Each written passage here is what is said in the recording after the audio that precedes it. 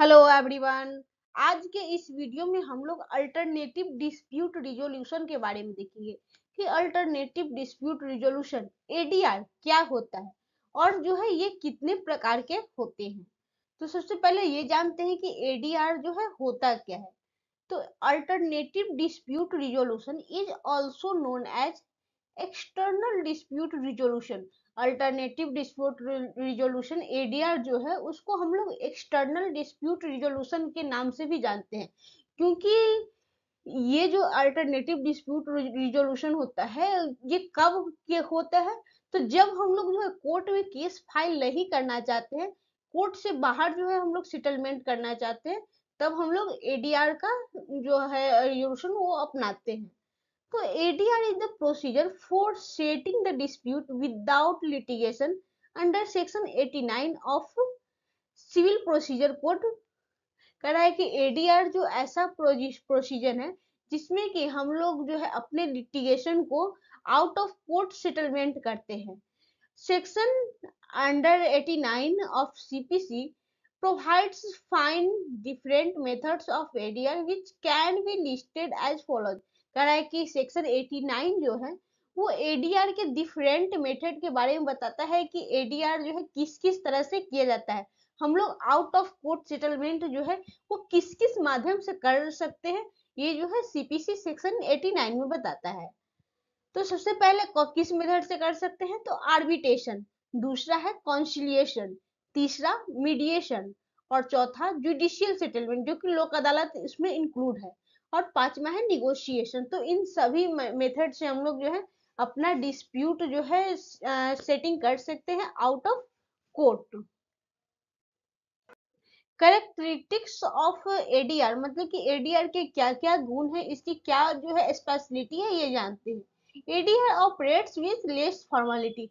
ADR में जो है कम फॉर्मेलिटी होती है, जितनी की केस में फॉर्मेलिटी होती है उससे कम जो है एडीआर में फॉर्मेलिटी होती है। डॉक्ट्रिन ऑफ इक्वलिटी, एडीआर में जो है डॉक्ट्रिन ऑफ इक्वलिटी को भी फॉलो किया जाता है। डायरेक्ट पार्टिसिपेशन, इसमें जो है पार्टी जो होती है वो डायरेक्ट पार्टिसिपेट कर सकती है। और चौथा है कम्युनिकेशन बिटवीन द पार्टीज, और इसमें जो है दोनों पार्टी जो होती है, दोनों डिस्प्यूटेड मतलब जिन दोनों के बीच में जो है झगड़ा होता है, वो दोनों पार्टी जो है सामने सामने खड़े होकर बात कर सकती है। आर्बिट्रेशन, तो अब हम लोग ये जानते हैं कि आर्बिट्रेशन क्या है। तो arbitration is a coded statute which deals with the statement of dispute, mainly commercial and civil disputes। कह रहा है कि arbitration जो है वो एक coded statute है जो कि क्या चीज से डील करता है, वो जो है कमर्शियल और सिविल मैटर से मेनली डिस्प्यूट करता है। Through arbitration in which on the basis of consent of parties or by order of court an arbitrator or arbitrators are appointed to make in form of settlement। कह रहा है कि arbitration में जो होता है वो या तो पार्टी के कॉन्सेंट से या फिर कोर्ट के ऑर्डर से जो है आर्बिट्रेटर या फिर जो आर्बिट्रेटर्स होते हैं वो अपॉइंट किए जाते हैं, और वो जो है अवार्ड जो है सेटलमेंट करने के लिए जो घोषित करते हैं। तो सबसे पहले हम लोग एक बात और जानते हैं कि आर्बिट्रेशन में अवार्ड क्या होता है। जैसे कि सिविल सूट में जो हम लोग देखते हैं कि डिक्री होता है, डिक्री पास किया जाता है, वही वैसे ही आर्बिट्रेशन में जो फाइनल जो भी डिक्री आता है उसी को हम लोग अवार्ड बोलते हैं। Settlement according to arbitration clause in the agreement contract entered by the parties. तो ये जो क्या कहते हैं आर्बिट्रेटर जो अपॉइंट होते हैं या फिर जो कोर्ट के द्वारा आर्बिट्रेटर अपॉइंट होते हैं, ये तय कहाँ किया जाता है, तो ये जो है या तो एग्रीमेंट के थ्रू या फिर जो है कॉन्ट्रैक्ट के थ्रू, जो पहले पार्टी जो है वो बना चुकी होती है उसी में वो तय किया जाता है कि अगर दोनों पार्टीज के बीच में डिस्प्यूट होगा तो वो पार्टी जो है वो किसके पास जाएगी। Thus, in arbitration process, third party plays the role of presiding officers of the court. इसमें जो थर्ड पार्टी होती है आर्बिट्रेशन में, वो जो है कोर्ट के प्रिसाइडिंग ऑफिसर की तरह कार्य करती है। हम लोग जो है आर्बिट्रेशन के बारे में और विस्तार से जानेंगे अगले वीडियो में। तब तक के लिए ये शॉर्ट फॉर्म में इतना है, क्योंकि जो एडीआर में जो है हमें पांचों फॉर्म को देखना होता है, तो इसीलिए इसमें एक ब्रीफ इंट्रोडक्शन दिया जाता है पांचों का बार से। अब हम लोग देखेंगे कि कॉन्सिलिएशन क्या होता है। तो conciliation is an alternative dispute resolution process. Conciliation जो होता है वो जो है डिस्प्यूट सॉल्व करने का एक प्रोसेस है, whereby the parties to a dispute use a conciliator who meets the party in both separately and together in an attempt to resolve their differences।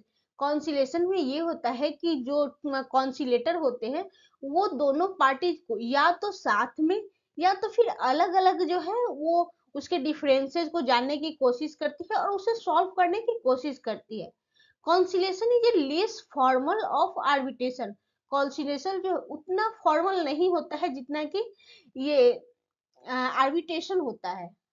The parties are free to accept or reject the recommendation of consent। और इसमें जो है कॉन्सिलेटर जो consent देते हैं उसको party जो होती है वो एक्सेप्ट करने के लिए या फिर रिजेक्ट करने के लिए जो है वो फ्री होती है। उस पर कोई प्रेशराइज नहीं होता है कि उसे एक्सेप्ट करना ही होगा या फिर रिजेक्ट करना ही होगा। उसे जो सही लगता है वो कर सकती है। However, if the both parties accept the settlement, the document drawn by the consulate it shall be final and binding on both। कह रहा है कि पहले तो है दोनों पार्टीज पर छोड़ा जाता है कि अगर जिसका जो है कंसेंट होगा वही होगा, लेकिन अगर वो एक बार जो है अगर कंसेंट कर लेती है कि एक्सेप्ट करना है या फिर रिजेक्ट करना है, तो अगर दोनों पार्टीज के द्वारा जो है जो भी फैसला किया जाता है और इसके बाद जो भी कॉन्सिलेटर का साइन अगर हो जाता है उस पर, तो वो जो भी फैसला होगा वो फाइनल और बाइंडिंग होगा दोनों के लिए। इसके बाद दोनों में से कोई भी जो है वो अपने फैसले से नहीं बदल सकता। अब हम लोग मीडिएशन के बारे में देखेंगे कि क्या होता है।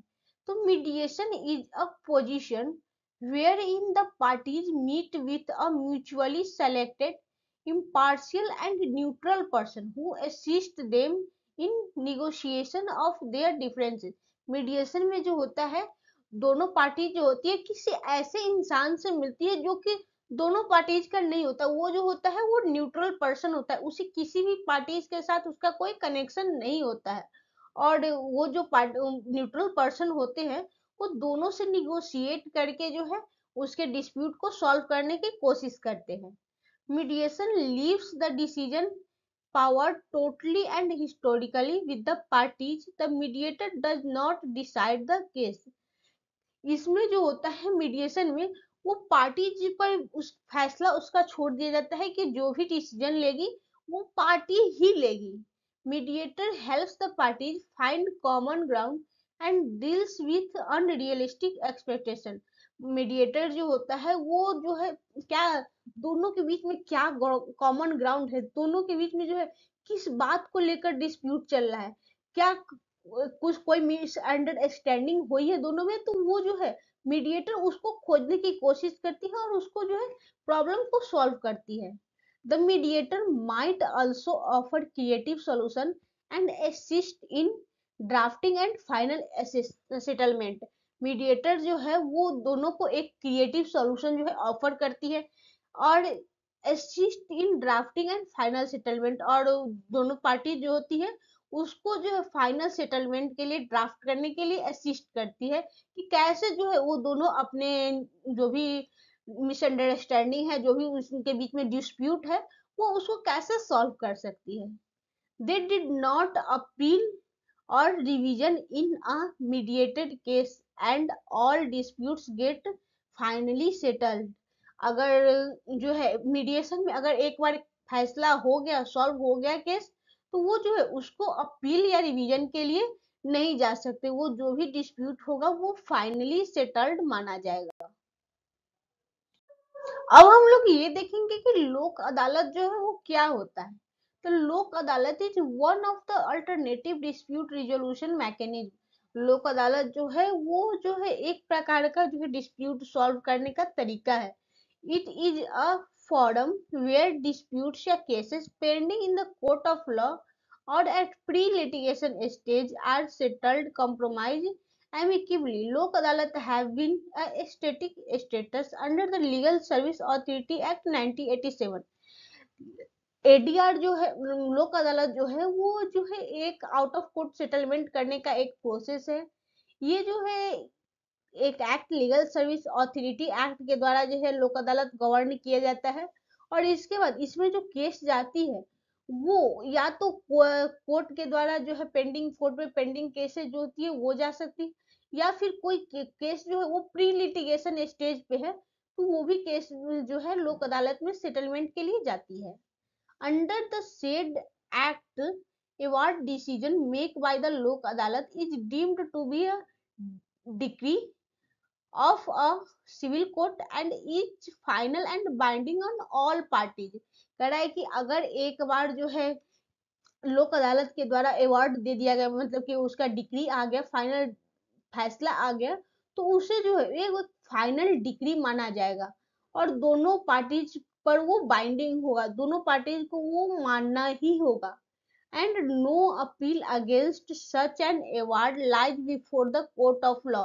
और लोक अदालत में जो अवार्ड दिया जाता है, लोक अदालत में जो फैसला सुनाया जाता है, उसके अगेंस्ट जो है हम लोग अपील नहीं कर सकते।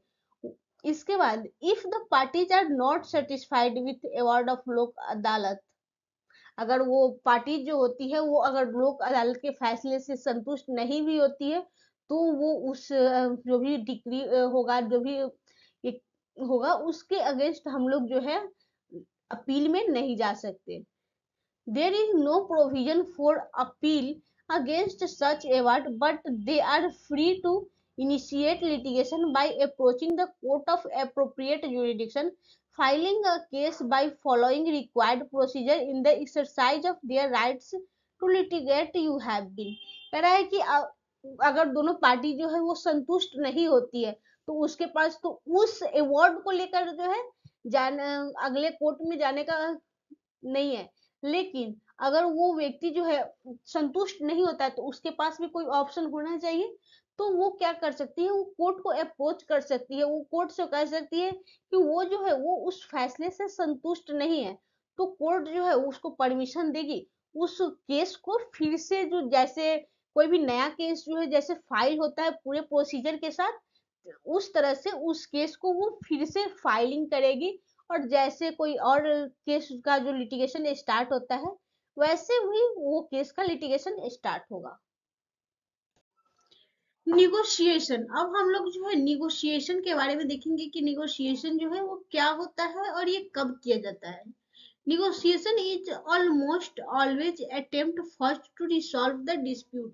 Negotiation जो होता है वो कभी भी जो है किसी भी प्रॉब्लम को सॉल्व करने के लिए, किसी भी डिस्प्यूट को सॉल्व करने के लिए सबसे पहले जो स्टेप उठाया जाता है, सबसे पहले जो कदम उठाया जाता है वो निगोशिएशन का ही होता है। अब क्योंकि अगर कोई बात जो है बात से सॉल्व हो जाती है, अगर कोई डिस्प्यूट जो है वो बात से सॉल्व हो जाती है तो उसे जो आगे जाने की जरूरत ही नहीं पड़ेगी। इसीलिए फर्स्ट स्टेप जो भी होता है वो निगोशिएशन होता है। It is prominent mode of dispute resolution. The process of negotiation is the oldest and first method of dissolving dispute.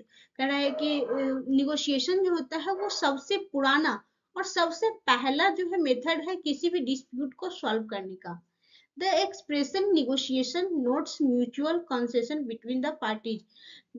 ये जो भी निगोशिएशन का प्रोसेस होता है वो दोनों पार्टीज, मतलब डिस्प्यूटेंट्स, जिससे दोनों पार्टीज के बीच में डिस्प्यूट है, उन दोनों की मर्जी से ही होता है।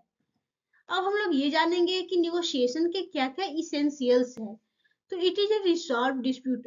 डिस्प्यूट जो रहता है वो दोनों के बीच में सॉल्व होने वाला होना चाहिए। It is a communication process between the parties. ये जो निगोशिएशन होता है वो दोनों पार्टीज के बीच में बस एक कम्युनिकेशन प्रोसेस है। It is purely voluntary process. ये जो होता है वो पूरी तरह से स्वेच्छा से ये प्रोसेस किया जाता है। आप जो है किसी व्यक्ति को जबरदस्ती जो है निगोशिएशन से सॉल्व नहीं कर सकते। अगर दोनों पार्टी जो है निगोशिएशन करना चाहती है तभी ये निगोशिएशन होगा। It's outcome is non binding. इसका जो आउटकम का रिजल्ट होगा वो बाइंडिंग नहीं होता है। Disputants have control over procedure and outcome. Negotiation से जो भी आउटकम होता है या फिर जो भी इसका प्रोसीजर होता है, वो पूरी तरह से जो है डिस्पुटेंट के मतलब दोनों पार्टी जिसके बीच में डिस्प्यूट होता है वो उसके कंट्रोल में होता है। तो चलिए, कमेंट करके जरूर बताइएगा कि आपको ये पूरा प्रोसेस समझ में आया कि नहीं, और आपको ये वीडियो कैसा लगा। Thanks for watching.